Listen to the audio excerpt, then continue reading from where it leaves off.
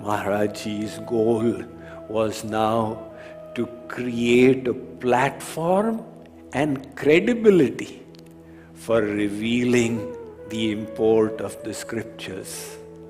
So he organized a convention of saints called Sant Sammelan in the holy place of Chitrakoot, associated with the pastimes of Lord Ram. So the invitation was sent to all the prestigious saints, the Pandits, the Bhagavad Gita-kars, Ramayanis, Bhagavatkars, Gaddidhari, Jagadgurus, etc. of that time.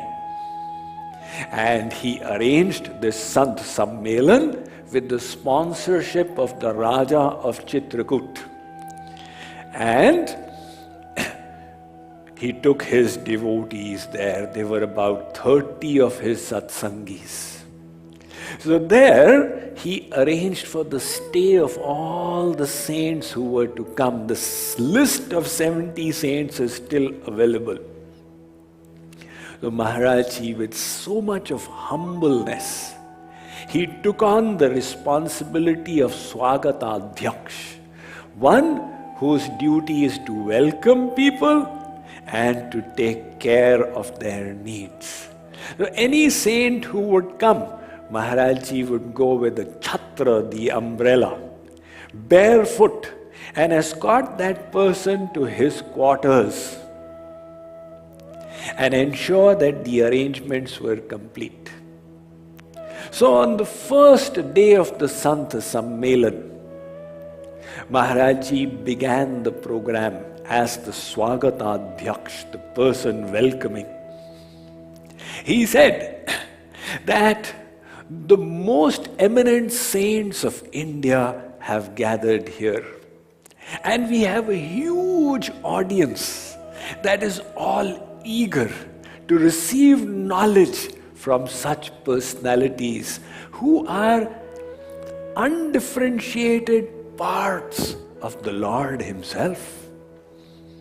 He said, we have 4 questions on which we would like to be illumined. So he placed before that assembly 4 questions that would require knowledge of all the scriptures to be answered properly. The first question was that there are so many scriptures all presenting different viewpoints. Please reveal the unity between the teachings of these Vedic scriptures to show us that they are actually manifesting from one source. Similarly, a second question was that previous acharyas have presented so many pathways to the Supreme. Advaitvad, Vishuddhadvaitvad, Vishishtadvaitvad, Dvaitadvaitvad, Achintya Bheda Bhedvad. So we wish to understand the beautiful similarity between the teachings of all these saints. Please reconcile their messages for us. And similarly, a third question was, in this age of Kali, when the atmosphere is not pure, people's health has deteriorated and lifespans have reduced, their chitta vritti, the mind, is agitated. They cannot strive for extremely difficult means of purification. What is the importance of devotion to Lord Ram and Lord Krishna and the path of Bhakti Yoga in this time? So those questions he placed were such that they needed deep knowledge of all the scriptures. Now, the saints who had come, they've all had their limited scholarship. One would speak on the Gita, the other would speak on the Bhagavad or the Ramayana. The audience would repeatedly send a message to the stage that those questions which Kripaluji asked, we wish to hear the answers to them. So on the fourth day, one of the saints, Pathikji, who had come from Kanpur, he got a group of them, and with great annoyance he took the mic. He said, nobody can answer these questions. We challenge Kripaluji himself to come and discourse on them. At that time, when the announcement went on the PA system, Maharaji was standing behind the crowd. When his name got announced, he walked between the crowd all the way to the stage. Now mind you, till then he had never given a lecture from the stage. So he came and took the mic. He said, I am only Swagatadhyaksh. You wish to give me the seat of a speaker? All right, I am willing to do this service. But I have one condition. There are 17 days of the Sant Sammelan remaining. I will speak every day in the end from 8 o'clock to 10 o'clock at night, and you all will sit and listen. Maharaji's strategy was that if he is the last speaker, then he gets unlimited time. There is no need to ration his speech. So every night Maharaji would start speaking, and for his speech the crowd would swell even more. Now when he would speak and he would quote from the scriptures, use worldly examples, such crystal clear logic, people would be spellbound. And Maharaji's satsangis who had come, they would listen and say, is he our Maharaj? We didn't even know he has such knowledge of the scriptures. And then at the end of the convention for that day, people would retire. Maharaji had arranged for some boats in the river Mandakini that passes by Chitrakoot. So he would take his satsangis onto boats, and then they would sing Hare Ram Kirtan till 2 a.m. After that, they would all go to retire, and by 6 in the morning, Maharaji would be in the service of the saints who had come.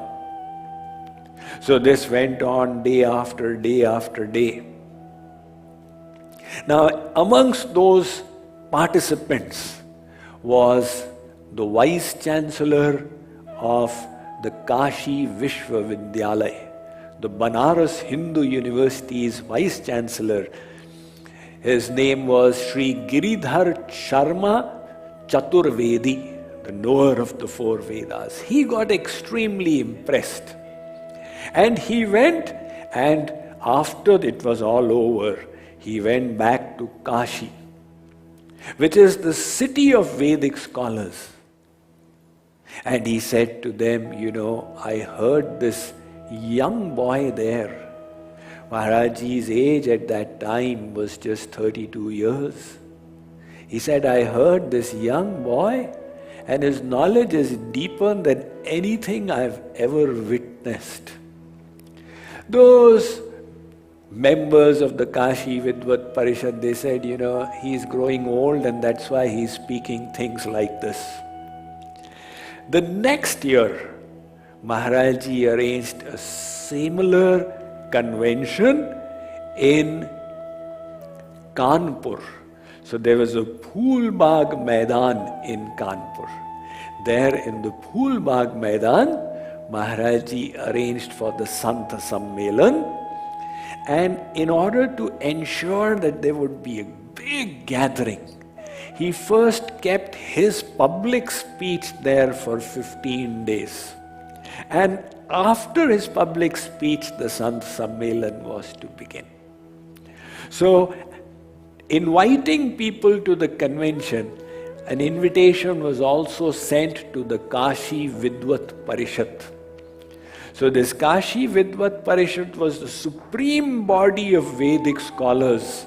It is a little inactive now, but in those days it was fully active. In the biography of Swami Vivekananda, it's mentioned when he returned from USA, he also went to the Kashi Vidvat Parishad. So those scholars took it as a challenge. They said, he seems to be challenging us. They appointed the most erudite amongst them, Raj Narayan Shukla, Shat Shastri, the knower of the 6 schools of philosophy. And they told him, on our behalf, you go and teach Kripaluji a lesson. So Raj Narayan Shukla, he reached by train to Kanpur. From the railway station, the day before the convention was to begin, he sent a note to Maharaji that I was in Kanpur and I'm about to go back. I'm writing to you from the station. But I've got a few days free in hand. In case you are interested, send a vehicle for the Sant Sammelan. Maharaji came to know. He said, go and get him. He was brought from the station and hosted there. The next day, the Sammelan began. Now, Maharaji took the mic. So this scholar had put a condition for his participation. He had said, I will speak after Kripaluji speaks. So when Maharaji took the mic, Raj Narayan Shukla went and sat down in front with a paper and pencil in hand. So this is the style of the Vedic scholars, that I'll note your mistakes and when I get a chance I will cut them. He closed his eyes and Maharaji started speaking. Maharaji announced, because the people there had been hearing him for 15 days. He said, today's lecture will be a little different. There will be less worldly illustrations and more quotations from the scriptures, but you will understand. And then when he spoke, his talk flowed like the holy Ganges. At the end of it, Maharaji said, we are honored to have in our midst a great scholar who has come from Kashi. He is Sri Raj Narayan Shukla Shat Shastri. So when Raj Narayan Shukla's name got announced, Shuklaji sent a note to the stage that my health has deteriorated today, I will not speak. Maharaji read the note as well. Later on he said, I will speak tomorrow, but I will speak before Kripaluji. And now, when the time came, Maharaji went and sat in front and Shuklaji took to the mic. Maharaji took a paper and pencil. All right, now tit for tat. But Shuklaji started praising Maharaji so much. He said, we scholars, you see, just to be a scholar doesn't mean you're a saint. Scholar means the theoretical knowledge is proficient. So, if there is only theoretical knowledge and no sadhana, it can lead to a growing of pride, which often happens. So he said, we scholars of Kashi do not accept anybody as a knower of the Vedas easily. We test, we engage in debate, we taunt, and only after having tested in a variety of ways do we acknowledge someone's learning. But I wish to tell you, I heard the discourse by Kripaluji yesterday and I am so impressed.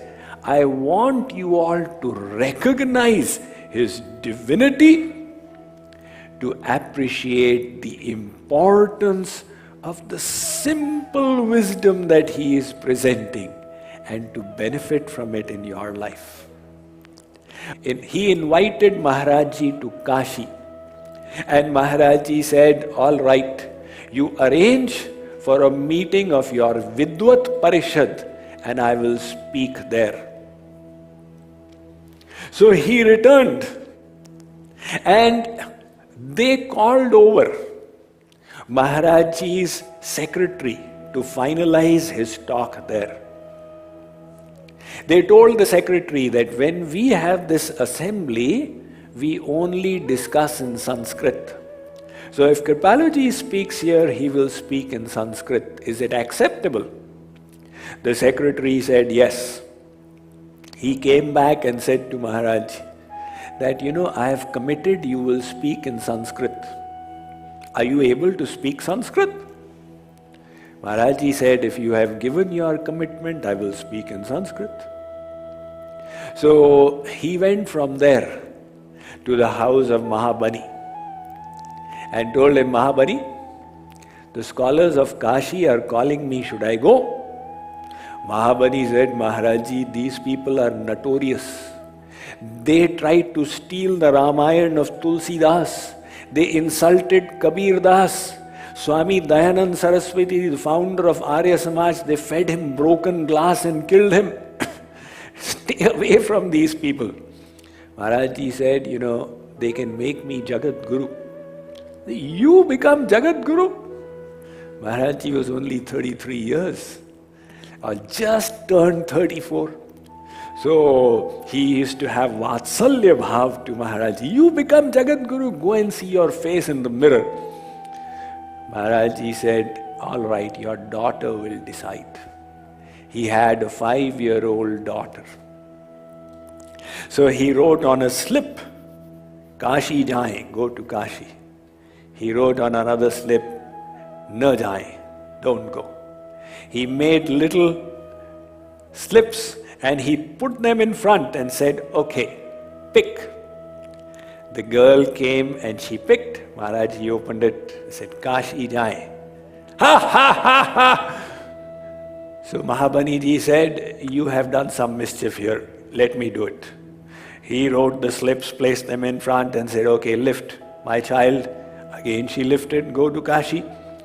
So Maharaji said, it is decided. He went from there to Lucknow. He had a devotee called Jagdish Srivastav. He wrote on his harmonium in Sanskrit, Jagadguru Kripaluji. He predicted. Now, he arrived in the month of January in Kashi. These scholars had called him, but they were not so sure whether he was actually so learned or not. So they kept his public speech for the citizens of Kashi, and then they kept his lecture in the Kashi University, and then they invited him to the Vidvat Parishads. Now, the day of the lecture, 2 scholars came and an ambassador, so that used to be a big car in India. And Maharaji sat in between, and these aged scholars sat on both sides to escort Maharaji. On the way, one said, I have heard you have come to do Shastrarth with us. You have come to debate with us on scriptures. Maharaji said, of course not. I have come only to have your darshan. But you scholars have insulted many saints in history. I have come to settle the scores. So when he reached that assembly, a list of 100 scriptures was read out to him, that these are the prominent scriptures in the Vedic tradition. You will quote from these while speaking, and any scholar has the right to get up at any time and challenge your statements. Maharaji, his mischievous nature, rather than being overawed by the situation, because he was so confident where the divine power is attached, there is no question of any uncertainty. He started off in schoolboy Sanskrit. Simple, ordinary Sanskrit, which people read in school. the scholars started wondering, what kind of a person have we got out here? But after 10 minutes, he started utilizing sophisticated Sanskrit. Now, Sanskrit in any case, it's just like in Europe, how many people are able to speak in Latin? They may read it in schools, but to speak in it is a different matter. Same thing. People read Sanskrit in India, a little bit in schools, but you say speak in Sanskrit, hardly anyone can. So Maharaji now started conversing in sophisticated Sanskrit language. And after a few days, he started using Vedic Sanskrit. Now the Vedas have their own grammar. So there's Panini Vyakaran grammar for conversational Sanskrit, written Sanskrit, literary Sanskrit, and there's Hemachandra Vyakaran, Saraswat Vyakaran, many grammars in Sanskrit. So many of the scholars were not even understanding what is he saying. After a few days, one scholar got up and said, Bhakti Yoga Samanvitam Naiva Kritam. You did not reconcile Bhakti Yoga with the other paths. And the head, Narayan Ghise, he said, sit down. Are you even understanding what he is speaking? Now here Maharaji sent a message. Because his idea was that this title of Jagadguru is nothing for him, but it gives credibility for the others to believe the knowledge that he is going to present. He sent a message to his devotees, I am going to come to Allahabad as Jagadguru, make arrangements for the reception. Now here 10 days had gone by and the scholars started discussing what to do. The head, Narayan Ghise, he said, either defeat him or else you have to honor him.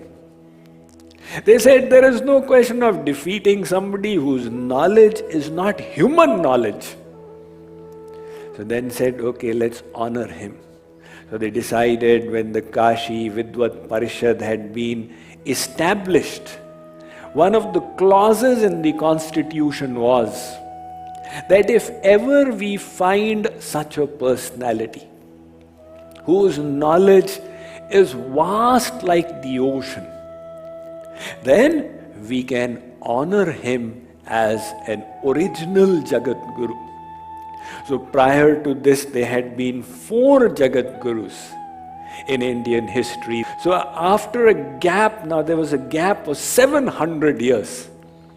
And the entire body unanimously honored Shri Maharaji as not only Jagadguru, but Jagadguru Tam. Dhanyo Manya Jagadguru Tam Padai Soyam Samabhyarchate. That we believe he is the supreme amongst the Jagadgurus. So, after that, as Jagadguru, Kripaluji Maharaj started touring all of North India, giving lectures to tens and thousands of people, and slowly disseminating the philosophy of divine love. So, Maharaji always believed in keeping his organization small. He wanted quality and not quantity, because moment quantity increases, quality suffers. So whenever the quantity would increase, he would create a test where half the people would run away and again select few would remain. But then when the time came, I saw before my eyes when I first came to Maharaji's mission, it was so tiny, and all of a sudden it started becoming huge. And we could see what he is doing, because a saint of his caliber doesn't think of lifetime. The prachar happens for ages. It's just like when Chaitanya Mahaprabhu came on the planet Earth. At that time, not too many people benefited from his teachings, but today they have spread far and wide. The Maharaji said, the philosophy that I am presenting will be good, will benefit the souls be relevant to them as they start maturing from the other paths. It will be relevant to them for the next 1,000 years in the evolution of their soul. So we've seen anybody who has been exposed to his knowledge has said this without any doubt, that they've never heard such a sublime philosophy. So like I said, that Maharaji did not believe in miracles, but if you would manifest like this one, he would never read any scriptures. And yet he would keep quoting the verse, the canto, the chapter, and then another miracle. If ever you wash his feet, that water, his charanamrit, you could keep it for 20 years, it would never putrefy. Even till today in the houses of his devotees, they keep the charanamrit, the water having washed his feet, as a treasure. That property which is there in the Ganga, the river Ganga, if you gather it and keep it for 1,000 years, it remains like that. And the reason is it has come from the feet of the Lord. Now a saint like that, who could freeze the water in its purity, we only can imagine what was his supreme divinity. Chaitanya Mahaprabhu emphasized Radha Krishna Bhakti. He emphasized devotion. And Maharaji said, that's great, you are doing devotion. Now do selfless bhakti, nishkam. You are doing kirtan. Now ensure that your mind is in God, because you have been doing kirtan for 500 years now. Move on. So we see that those teachings, the purest, selfless divine love, he taught it, he guided the souls to it. And as he wishes, these teachings in his divine plan, when the souls are prepared for it, will spread for the benefit of all of humankind on this planet Earth. So on this day of Jagadguru Tam Jayanti, we offer him our deepest gratitude and Shat Shat Koti Koti Naman at his lotus feet.